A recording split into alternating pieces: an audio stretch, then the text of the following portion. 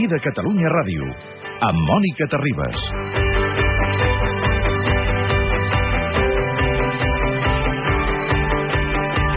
He de reconèixer que al llarg d'aquests 7 anys sempre m'ha vingut de gust parlar amb Martí Boada, sempre.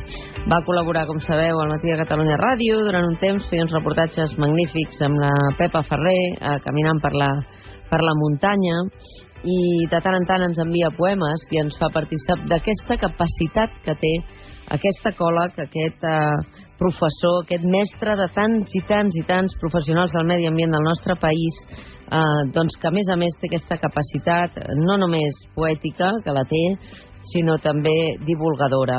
És un home que té un centenar de llibres, però alhora és mestre, és acadèmic, és doctor en Ciències Ambientals per la Universitat Autònoma de Barcelona, llicenciat en Geografia, en Estudis Catalans, amb estudis de Sociologia i de Química, ha participat en multitud de projectes I+D, assessor de diversos organismes internacionals, escriu seguit, camina seguit pel bosc, i avui rebia tot de missatges d'alumnes seus que agraïen que avui el tornem a convidar perquè després de 25 anys de ser professor titular de la Universitat Autònoma de Barcelona es retira de la docència acadèmica. I per tant, això és un buit que queda en unes generacions d'ecòlegs, també mestres, que deixen el doctor Martí Boada de veure'l en el dia a dia a les aules. Doctor Martí Boada, molt bon dia. Què diu aquesta pubilla tan trempada? Què diu aquesta pubilla? Que de bon dematí ja ens sentim a refilar per allà aquells sots de per allà al Montseny, A la primera hora del matí sembla una rossinyoleta de bon dematí. Així com parla, vosaltres diríeu que és un animal de bosc. És un animal de bosc. I ho és un animal de bosc. I és un savi, no? I això és una combinació ben estranya, aquesta teva, doctor Boada, perquè de tant en tant, evidentment, se't veu en els escenaris internacionals, en els organismes on toca, doncs dient el teu criteri científic, i després fent la teva feina de divulgador. Tu sempre des de molt jove vas tenir clar que una cosa eren les aules i l'altra era fer-li entendre a la gent el valor de la natura? Sí, perquè sempre he apreciat molt el coneixement popular, molt, però molt, tot i que ha caigut, diguem, en desús, diguem-ne, i ha estat demeritat a vegades per la pròpia acadèmia, no? Però jo entenc que el coneixement popular de la gent del tros, diguem-ne, no?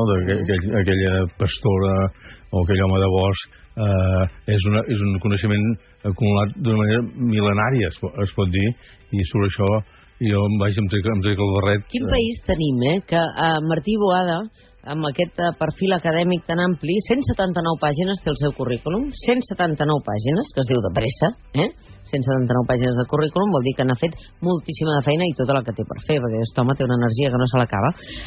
Que tinc la sensació que quan escrius un article per un diari, la comunitat acadèmica rufa el nas, no? És una mica allò de dir, això de divulgar no fa per nosaltres, els científics. No, és així mateix, Mònica. És a dir, fins i tot ara faré una crítica, perquè jo considero que la crítica és molt important. És a dir, el principi de Bacon en el sentit filosòfic, no en el sentit alimentari del terme. Bacon, ja fa el segle XVII, ja va dir que l'única manera de créixer és a partir de la crítica. Certament. Si ens pensem que som els millors i els més guapos, ja hem begut oli, perquè és un principi realment molt important. I aleshores jo, com que tinc un origen molt humil, orgullosament humil, d'una família no de grans propietaris, sinó de gent masovera,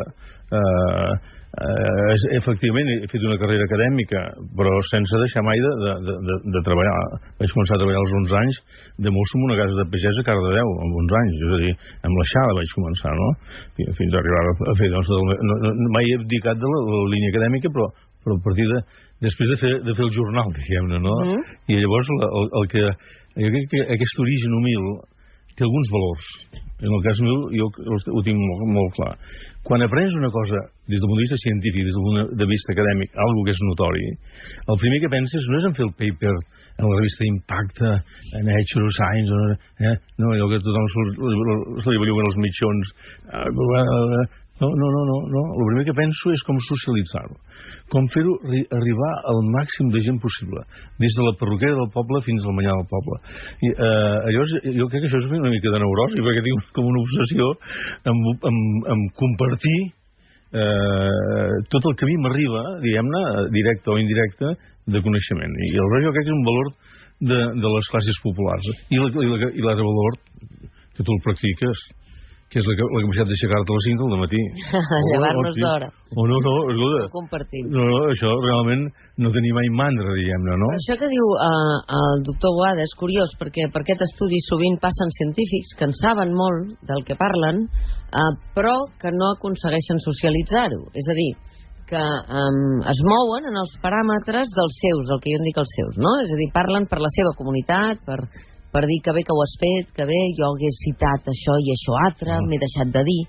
I al final la feina de fer arribar aquestes preocupacions teves, no únicament la preocupació per el canvi climàtic, que sempre l'has tinguda, i des de fa molts més anys que no, des que és mainstream, a les epidèmies, a la relació demogràfica, de la demografia amb la natura, aquesta capacitat teva de veure els grans problemes de la humanitat, des de fa molts anys, no d'ara, no, des de fa molts anys, això has volgut que la gent en prengués consciència per transformar la realitat, perquè si no, de què serveix la ciència? No? Sí, això ho vaig aprendre. Hi ha hagut dos moments històrics biogràfics. Un, jo devia tenir 14 o 15 anys, com tots els nois i noies de la vall de la Tordera i com de totes les valls del país, passàvem l'estiu al riu. El riu era un referent de la infància, era el lloc d'on regaven els nostres pares, els horts, els camps, etc.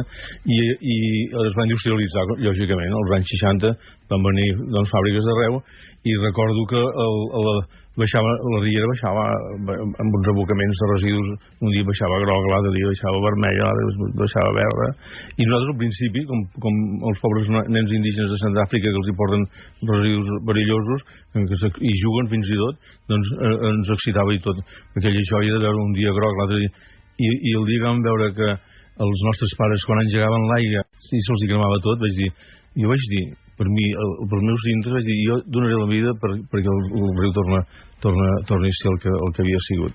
I al cap de molts anys, quan vaig tenir la sort de conèixer Nelson Mandela a Pretòria, ens va dir a les 10 persones que ens va guardonar, va dir, no oblideu mai que això de la natura no és una cosa de 4 ossos panda i 4 flors i violes i romaner.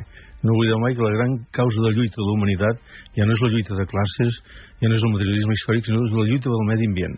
No com un tema d'observació burgesa de la natura, sinó de compromís. Hem de canviar, hem de subvertir les formes de relació amb el planeta. Per tant, té un component social inequívoc per mi, no contemplatiu.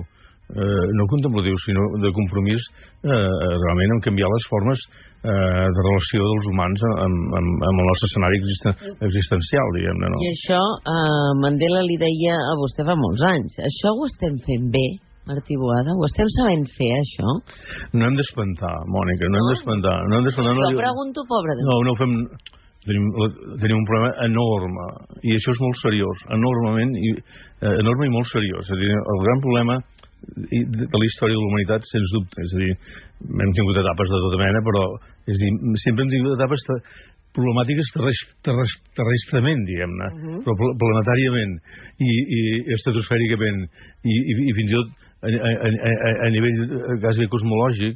Això és la primera vegada que ens hi trobem i realment això és molt seriós. El que passa és que sí que sabem perquè això ho va establir el Paul Ehrlich, que és un dels savis més notoris viu, Premi Ciutat de Barcelona de fa uns anys. Ell ens deia que no hem d'espantar. Des de la ciència no hem d'espantar, hem de capacitar. Això és més Margalet. Hem de donar caixes d'eines per entendre, però no espantar i no vas a tòpics. El tòpic és el que més ens allunya del coneixement, realment, no?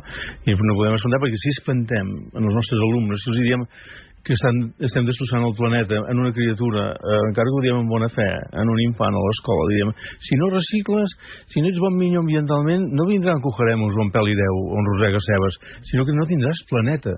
No li diem que no tindrà futur laboral. Però estan dient ells, això. Però això és horrorós, perquè etològicament desconnectem i mirem cap a un altre costat. hem de capacitar per comprendre, però no espantar. Això ho diu Martí Boada també pensant en la Covid-19, no? De no generar alarmisme perquè la gent no entri en una fase fins i tot de negació, no? De reacció a la contra. Exactament, sí. Sí, de negació i de desconnexió. Ho estem veient, ara està passant. Està passant. Hi ha un mecanisme de defensa com els homínids, vaja, l'homo sapiens, que això de l'homo sapiens ja està mal construït, perquè primer és homo, que hi ha la gent que defenseu el gènere i ja dius, comencem fatal, no? I és el de sapiens, que ja només hem de veure... no sé. Homo sapiens, ja anem malament. Ja anem malament, no? Doncs... Tant per homo com per sapiens. Per sapiens és fatal, no? I llavors, esclar, l'espècie humana no ho som, evolutivament no som els millors, diguem-ne, i per tant tenim molts dèficits, ho veiem fins i tot a nivell dels que ens governen. Arriben per osmosi social i per democràcia, el país número 1 del món en democràcia, que el tenim com un exemple, té al davant, jo no voldria ni de president de les puntaires d'Arenys, aquest xicot el Trump, és horrorós. Però m'interessa això que acaba de dir Martí Boada, que a nivell evolutiu no som els millors. No. Tenim éssers vius que evolucionen millor que nosaltres? Diferentment, és a dir, nosaltres ens va sortir els homínids, que venim de molt enllà, i de fet hi ha hagut d'homínids, diguem-ne, d'humans n'hi ha hagut fins i tot fins fa molt pocs anys. Els últims parents pròxims, els neandertals, van estar aquí a l'abric romaní de capellades fa 30.000 anys i fins i tot van copular amb un sàpiens, i fins i tot es diu que hi ha grups, això és una mica delicat sempre el tema dels grups i d'ètnies i de races, això és una cosa que ens han de treure del cap, no? Però que hi ha algunes teories que sustenten que hi ha sàpiens amb una fracció intel·lectual de més d'un 5 o 6% diguem-ne de neandertals. Llavors nosaltres intel·lectualment ens va aparèixer aquesta capacitat d'anàlisi, de raonament, que no vol dir que no vol dir que la fem servir bé i que no vol dir que la fem servir per créixer nosaltres com a éssers humans. No, exactament.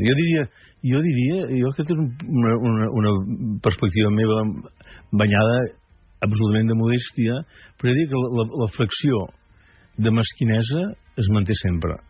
Sigui paleolític inferior, paleolític superior, neolític, feudalisme, esclavisme, capitalisme, sempre el percentatge de mesquins, és a dir, es manté al llarg de la història. O sigui, la quantitat de gent, mentre hi ha una gent que té una fracció notòria de la seva dedicació a la bondat i a lo positiu, hi ha exactament la mateixa força quasi bé en sentit contrari. Vols dir que això no evoluciona? No evoluciona, i això és el que... Jo crec que això és... En fi, jo no volia deixar un missatge pessimista en aquest sentit, però jo crec que això és el que... De fet, els humans, l'homo sapiens, ens comportem com una espècie de conducta evolutivament, des del punt de vista de l'evolució negativa. Estem fent una evolució negativa segur, des del punt de vista de l'etologia, de la conducta, que això ens posa semàfors vermells evidentíssims. Ara no vull fer un enunciat en aquest sentit, però el col·lapse el tenim advertit, diguem-ne, i clar, entre altres coses, no és tan sols per evolució genètica, biològica, sinó des del punt de vista de la conducta, perquè finalment, això que he advertit abans d'aquest xicot de Can Tram, que arribi per un model polític que et porti no els millors èticament, no els més capacitats ètiques. Això ho veiem a totes les escales, ho veiem jo et sento refilar al dematí on m'expliques aquest tema de l'espionatge, que m'expliques que davant de la justícia el que ha de fer justícia fa les més grans de les injustícies. Quan veus això, veus evidentment que la capacitat humana realment en el poder jurídic, en el poder polític, no t'hi arriben els més capacitats ni els èticament més formats, i això és el que ens farà una mala passada. El model energètic i el model econòmic pesen moltíssim, però posar, i fa temps vaig publicar un article que deia un Concorde, aquell avió que llavors era el paradigma, pilotat per un mandril. Hi ha possibilitats d'un mandril. Científicament hi havia possibilitats, això es va publicar en el Scientific American, un altre autor, hi havia possibilitats que un mandril fes una maniobra correcta amb un Concorde.